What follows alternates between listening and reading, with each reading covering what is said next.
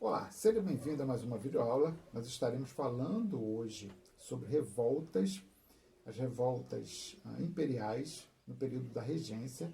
Alguns chamam de revoltas regenciais, outros período do Império, né? São as revoltas que ocorreram aí no período da regência.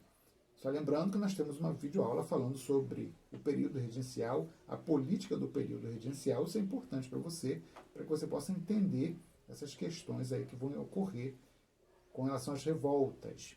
Então veja primeiro essa videoaula aí, falando sobre o período regencial, a política do período regencial. Bom, nós temos basicamente 5 revoltas que ocorreram nesse período. Não é exatamente do período regencial, mas foram motivadas pela política do período regencial. Elas vão passar um pouquinho desse período, algumas vão atingir o segundo reinado, mas elas têm um início lá no período regencial.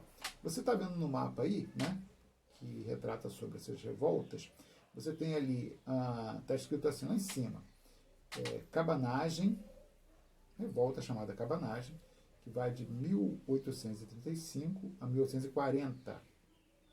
Está vendo ali? O estado é Grão-Pará, né? É ali, né, nas margens do rio Amazonas. Hoje já mudou o nome ali, né? Não é desse nome, mas eu disse estado, desculpa, a província é Grão-Pará. Né?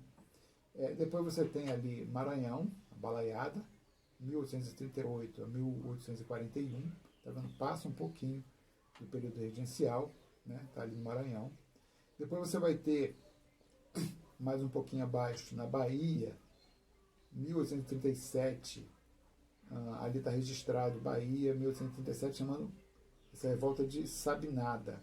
São 2 anos, melhor, né, ele abrange 2 anos, 1837 vai até 1838, porém você vai ter uma outra ali, chamada Revolta dos Malês.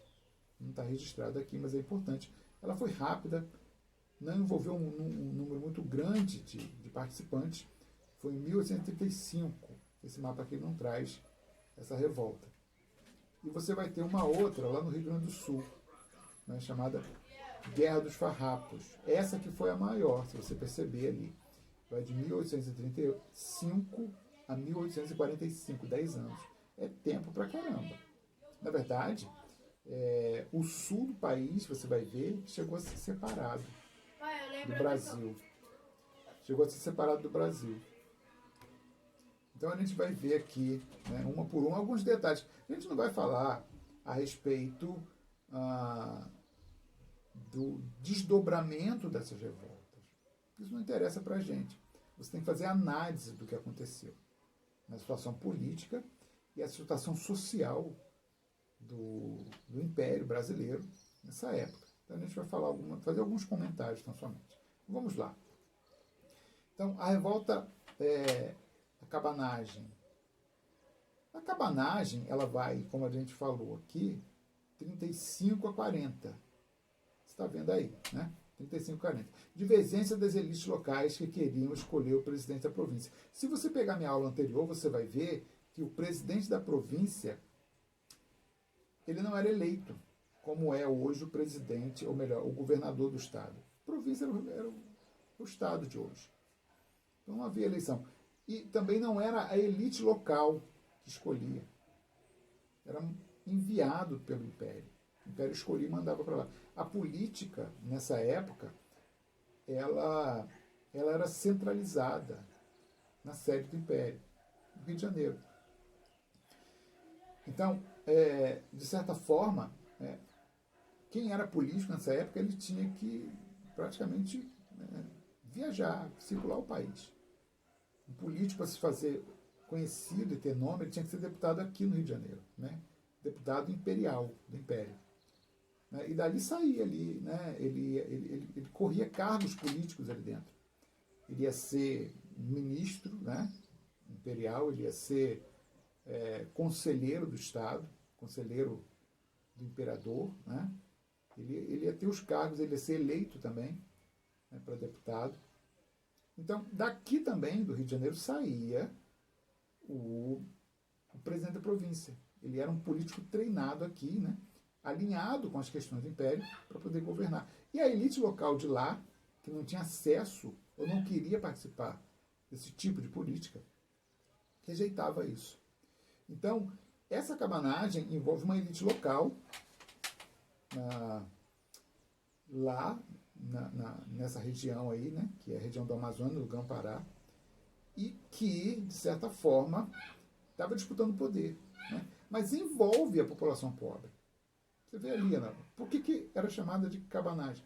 O braço, o soldado dessas elites era o cabano, era a população ribeirinha que morava em cabanas. Por isso que tem esse nome de cabanagem. Não é? E eles constituíam um braço armado dessa época. Morria. Quem morria? Quem vai morrer? O pobre. A elite provocava a guerra e quem morrer? O pobre. Ela está lá. Ó. Indígena, mestiço e negro. Você está vendo ali, né, como é que funcionava essa questão? Interessante é o seguinte, que nesse contexto dessa revolta não se falava a respeito de fim da escravidão. Porque quando você coloca aqui negros, é uma quantidade muito pequena. É uma quantidade muito pequena de negros que você vai ter ali. Né? O grosso era o pobre livre nessa revolta. Né? Quem era essa massa aqui? E o indígena. Porque não se levava escravo para essa região. Isso aqui, qual era a atividade aqui? Era a coleta eles chamavam de drogas, né? Ervas, né? Chamate e tal. Então, nessa região, não havia muita produção em escala para se mandar para fora, para exportar. Entendeu? Por isso que não tem escravos envolvendo aqui. Não, nem se fala disso. Adquirir um fim da escravidão. Nessa cabanagem não coloca isso, nenhuma resposta que você for fazer, nenhuma prova. Porque não tem escravos aqui. Praticamente não tem. Você tem 2 ali que o cara traz, compra para poder trabalhar na fazenda dele, só isso. Não tem uma produção pautada da mão de obra escrava. Né? Então, essa daí é a cabanagem. Né? Região lá da... Inclusive, a cidade de Belém está envolvida, um dos focos aí das revoltas. Né? Então, vamos passar. A gente vai agora para Sabinada. Sabinada na Bahia. 1837 a 38, o líder Francisco Sabino, médico. Aqui envolve a elite urbana, classe média. E se envolve classe média, se você lembrar da minha última aula, profissionais liberais. Aqui tem realmente esse envolvimento aí, essa elite, né? Os liberais e os conservadores se conflitando. Né? Contra o domínio dos conservadores de Araújo Lima. Se você pegar a aula anterior, você vai ver o seguinte, que os liberais eles comandam o país até 37. Começa a surgir um monte de revolta daqui, revolta dali, essas revoltas que nós estamos vendo. Aí chega uma hora e fala, olha, a gente tem que colocar um conservador para acabar com a liberdade que as províncias estão tendo, e isso está gerando confusão no Império inteiro. Aí esse Araújo Lima, ele é um conservador, ele entra na regência una, olha lá na outra aula, e ele começa ele chama de regresso, né? É a política do regresso, começa a tirar a autonomia das províncias, e aí gera revolta também. Ele queria acabar com as revoltas, acabou gerando essa revolta aqui. Aí os liberais da Bahia falaram, não, esse cara está equivocado, está tirando nossa liberdade. Lá no Rio de Janeiro estão tirando nossa liberdade aqui. Aí tem uma revolta. Né? Eles pediram, olha só, coisa interessante, eles pediram a separação da Bahia, até que o imperador assumisse o trono. Olha, a gente vai ficar separado de vocês, até que o imperador assuma isso aí. Por quê? Eles não queriam estar na mão dos conservadores. Lembra do conservador? Conservador, os grandes proprietários de terra, dono de escravo. Né? Trabalha com produto que exporta. Esses são os conservadores. Queriam conservar a escravidão. Aqui, né, como você tem os revoltosos, eles são bem heterogêneos, digo, né, classe média, mas é médico, é pequeno proprietário, comerciante. E dentre essas pessoas tem dono de escravo. Também tem dono de escravo. E o cara fica reticente. Embora a Bahia já estava aí, né, com uma produção já diminuindo com relação à exportação, né, o que vai acontecer? Eles ainda têm escravos. Escravo doméstico, talvez. Ainda tem uma quantidade de escravo muito grande ainda.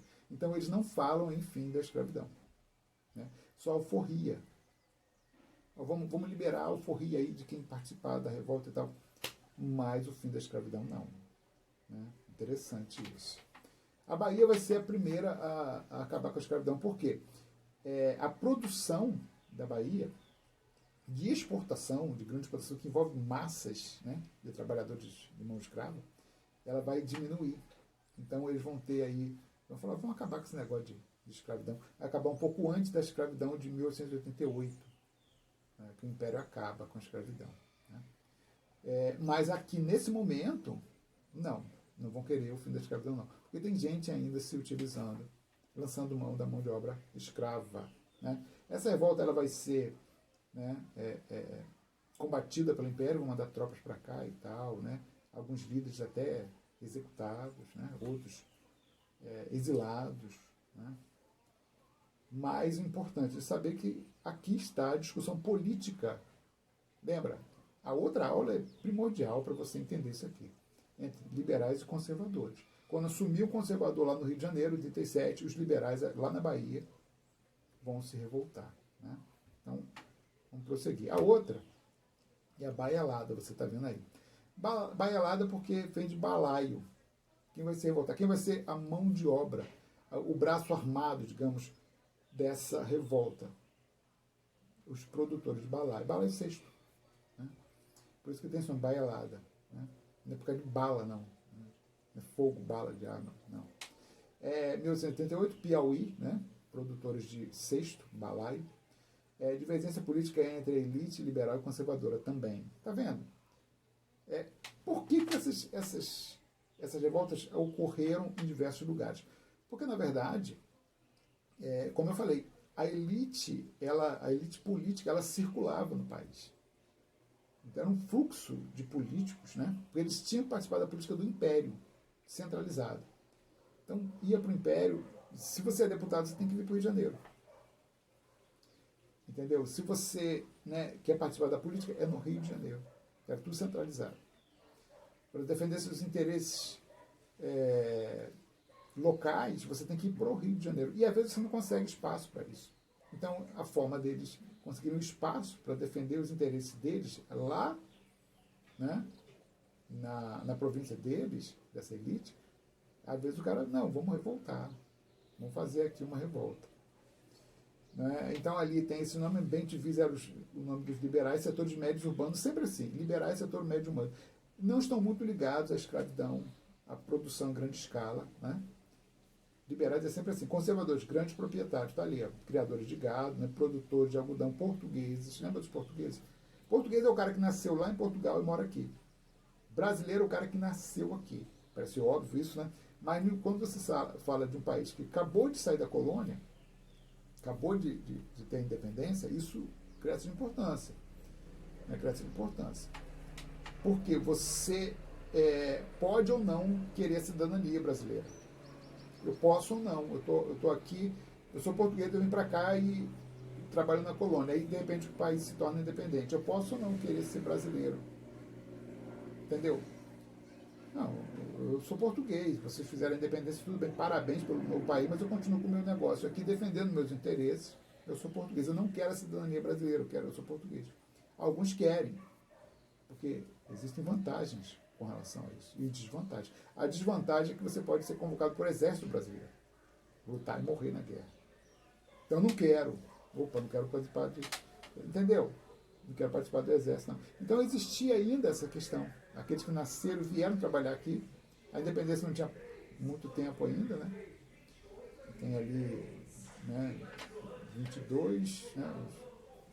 Tem um tempo ali, quase 20 anos, mas tinha gente aqui, portugueses. Bom, o conflito envolve o presidente da província, olha só, sempre assim. O presidente da província, porque foi indicado lá do Rio de Janeiro, né, veio para a Bahia, e aí ele tem lá princípios diferentes da elite local. E os caras não aceitam, é sempre isso. Né? Era um liberal, e aí a maioria é conservadora lá naquela província, dá sempre um rolo assim. E aí surge um nome interessante, que é o tal do Luiz Alves de Lima e Silva. Né? Esse cara, ele vai para lá para combater essa revolta. Eu estou citando aqui só esse exemplo, porque é interessante porque você tem uma cidade aqui, né, Duque de Caxias, em homenagem a ele. Mas, na verdade, você acha que é muito interessante, por quê? Ele conquistou uma cidade chamada Caxias, lá no Maranhão. Caxias. E aí ele recebeu o título de Barão de Caxias, porque ele conquistou, nessa revolta ele conquistou. Né? Ah, você é o Barão de Caxias. Porque você conquistou aí a cidade de Caxias. O imperador deu esse... Na verdade foi ainda na época da regência, né? Não foi o imperador, foi o regente, deu o título de barão. Se você olhar a Constituição, feita por Dom Pedro I, dá autoridade ao líder de dar título de nobreza às pessoas. Está lá. Né? A gente falou sobre isso também. Né? Na videoaula que fala sobre a independência do Brasil. E aí ele ganhou o título de Barão de Caxias. Só que ele é daqui. Ele é do Rio de Janeiro. E aí ele teve um outro título, né? Duque de Caxias. Ele vai depois ganhar um título de Duque de Caxias. Era Barão de Caxias, passou para Duque de Caxias. E aí, em homenagem a ele, deram o nome a uma cidade aqui no Rio de Janeiro, Duque de Caxias. Mas esse nome veio de uma outra cidade, que era Caxias. Então, você tem Caxias, lá no Maranhão, e você tem aqui Duque de Caxias, que é a cidade aqui do Rio de Janeiro, né? Do estado do Rio de Janeiro. Né? Uma cidade que deu nome a outra cidade devido a um político, né? Um general. Né? Interessante isso. Bom, vamos prosseguir. Aí fala aqui, ó, aqui envolve uma revolta de escravos. Né? Essa área que tem escravo, por quê que tem um número considerado de escravos? Porque aqui tem produção de algodão em grande escala, que vendia esse algodão para a Inglaterra. Inglaterra passou pela Revolução Industrial. Né? O grande top da Revolução Industrial inglesa é a fábrica têxtil, tecido, e precisa de algodão. E aí o Maranhão vendia o algodão, produção de algodão, e aí precisa de escravos. Tá vendo? E aí tem revolta de escravos. E aí inflama os escravos. Você vê uma revolta, aí tem um cara lá chamado Cosme Preto, né? É o líder dos escravos e 3.000 escravos estão na liderança dele. Obviamente que, né, esses escravos serão reprimidos, muitos morrem, né, nessas revoltas aí. Sobra sempre por mais, a corda sempre arrebenta do lado mais fraco. Então eles vão passar dificuldades aí nessa revolta. Né? Então vamos prosseguir. É só para você ver, a política imperial no período da regência gerou diversas revoltas. Baialada é uma delas. Né? Então aqui já entra escravos. Cuidado, o que se cobra disso? Se é só a elite fazendo a revolta, se essa elite queria separação do Brasil, nesse caso que não queria, né, só queria mudar a política, queria eleger o próprio presidente da província, eles queriam isso, né, e se envolve escravos ou não. Feito? Então é isso que se vê nessa revolta. Entendeu? Se envolve escravos ou não? Aqui envolve. Eles queriam separação? Não. Nesse caso que não queria separação do país. Queria mudar a política. Eles só queriam mais autonomia. Queriam mais autonomia. A ideia era essa. Não é? Não queria o fim da escravidão. Essa revolta de escravos aqui, ela foi influenciada pela revolta da elite. Eles não queriam nem envolver escravos. Falaram, se envolver escravos, vão querer liberdade. Não queriam envolver. Envolveram só os balaios. Balaios são pessoas livres. Quem foi a mão de obra do braço armado? Os balaios. No México, os escravos não, porque senão eles vão querer o pagamento deles, que é a liberdade. Só que os escravos também se inflamaram em função de ver as revoltas acontecendo. Entendeu? O processo. Os escravos aqui não foram levados para a rua pelos políticos. Eles foram por conta própria, reivindicando a liberdade. Entendeu? Então vamos seguir. Isso que é importante nessa revolta, para você entender essas coisas. Aí tá aí, a revolta do Malê, revolta do Malê na Bahia, 1885. Malê, essa aqui é interessante também. Essa aqui é uma das mais cobradas aí, porque é uma revolta, embora lá nos balaios você tenha lá a participação dos escravos, reivindicando, né? Essa daqui é interessante. E detalhe, ela é dada muita importância pela historiografia, Porém, ela tem aí um número não muito expressivo de participantes. Mas a questão era a reivindicação desses escravos. É autônomo, né, não tem elite envolvida, 1835. Esses escravos eram escravos de origem muçulmana. Então, eles não nasceram no Brasil, né, eles foram trazidos para cá. E o interessante é o seguinte, eles foram buscar esses escravos, os traficantes, em uma região que passou a ser ali uma conquista muçulmana. É uma história longa pra caramba, para falar aí da expansão muçulmana na África. Mas o muçulmano é uma religião que traz aí traços fortes de uma cultura muçulmana. Inclusive, esses escravos aqui eram letrados, sabiam ler e escrever. Árabe, falavam árabe. Né? E eles se organizaram numa revolta. Né? É tão interessante que os outros escravos de outras origens, até nascidos no Brasil e tal, vindo de outras origens, não se misturavam. Não se misturaram nessa revolta.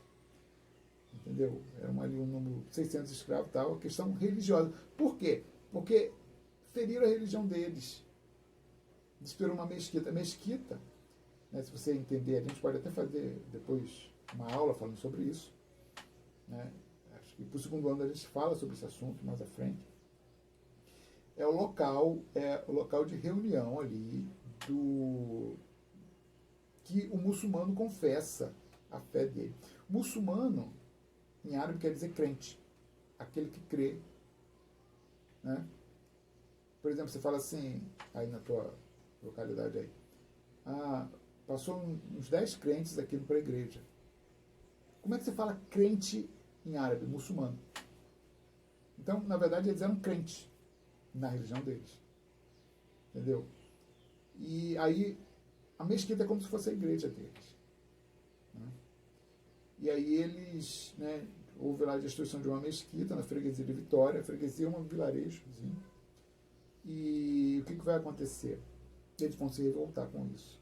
É uma questão religiosa. Assim colocou a literatura que eu li sobre esse assunto, né? Que foi uma questão religiosa. Né? Então, tá aí, né? É dada bastante importância à revolta dos malês e tal. Eu não vou entrar em detalhes quando aconteceu, quem era o líder e tal, essas coisas, aonde foram as batalhas, não precisa. É só você saber que ocorreu, eram escravos muçulmanos. Cuidado, não é muçulmano, não.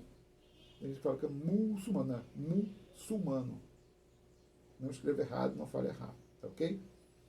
Bom, e aí você tem a última revolta que a gente vai comentar hoje, é a Farroupilha.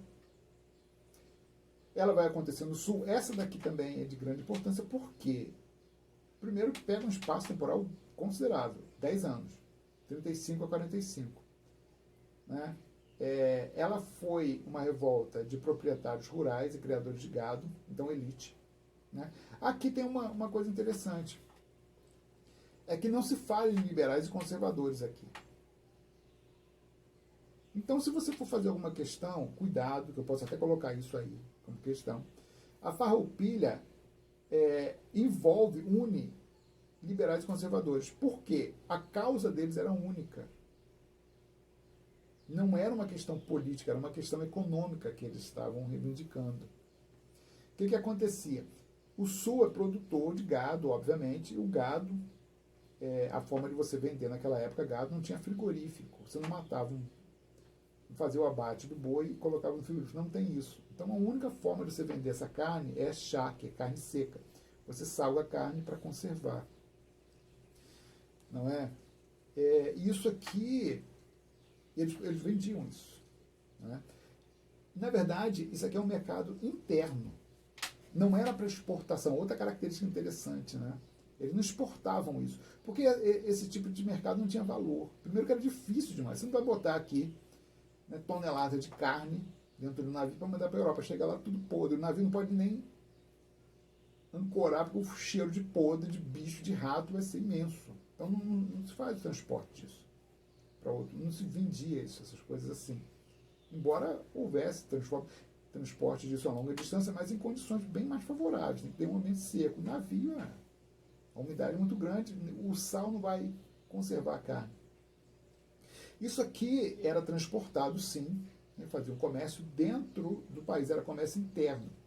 Então era a alimentação, esse charque é a alimentação do escravo, do trabalho do comum. Comia bem, carne seca. Nessa época se comia. Hoje em dia você vai comprar um quilo de carne seca ali, o olho da cara.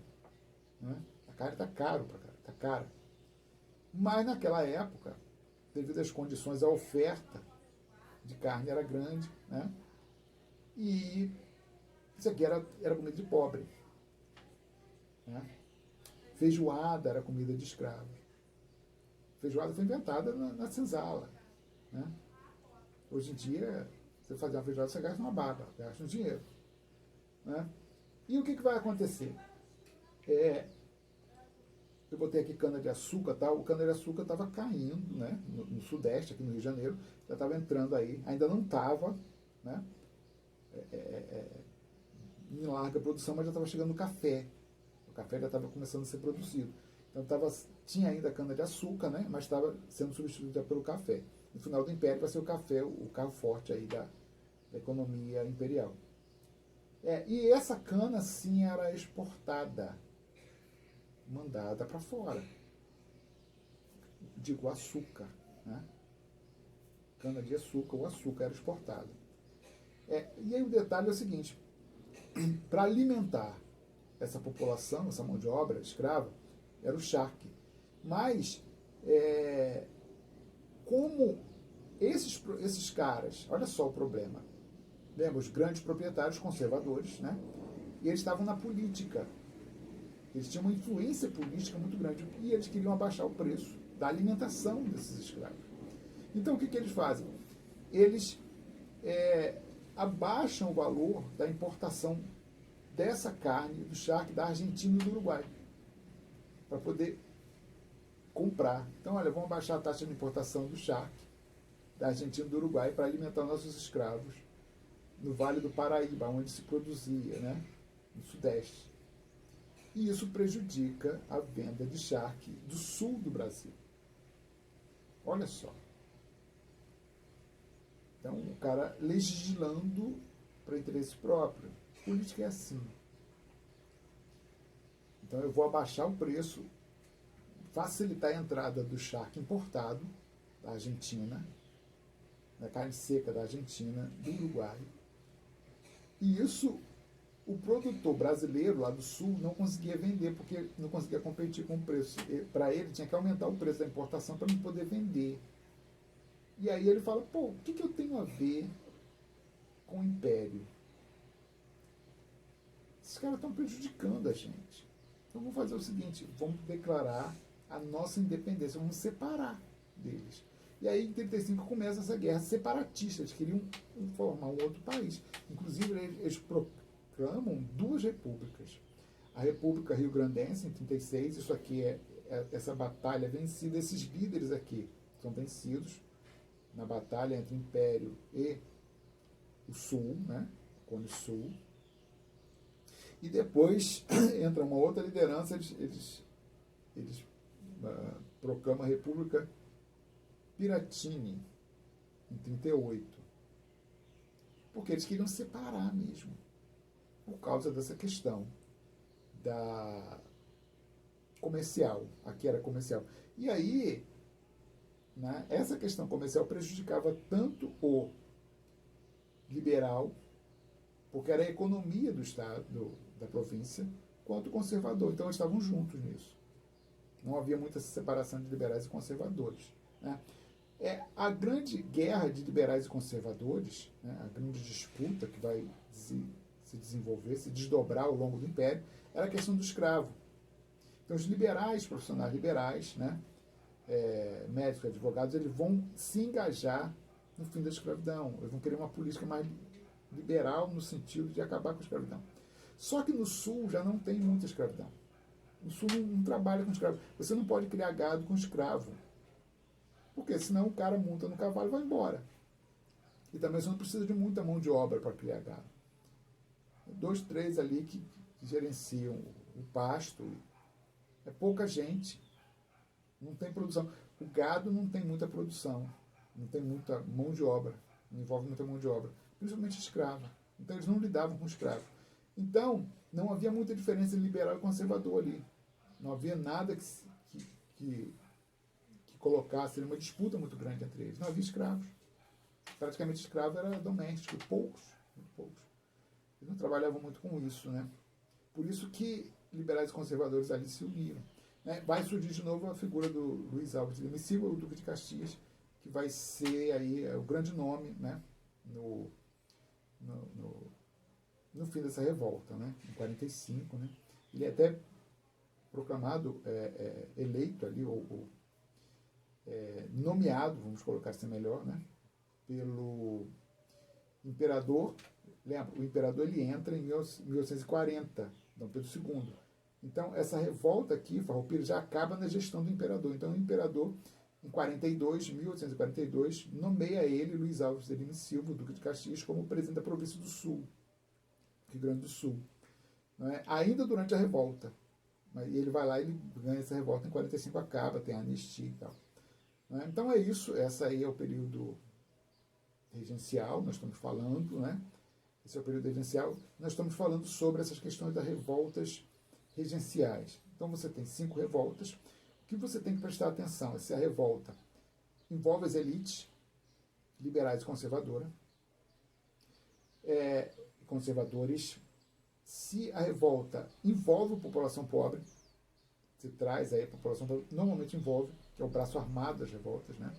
E se a revolta tem como tema separação ou não do império, né? A gente falou aqui, algumas não, outras sim. Farroupilha, como você viu, tem. Né?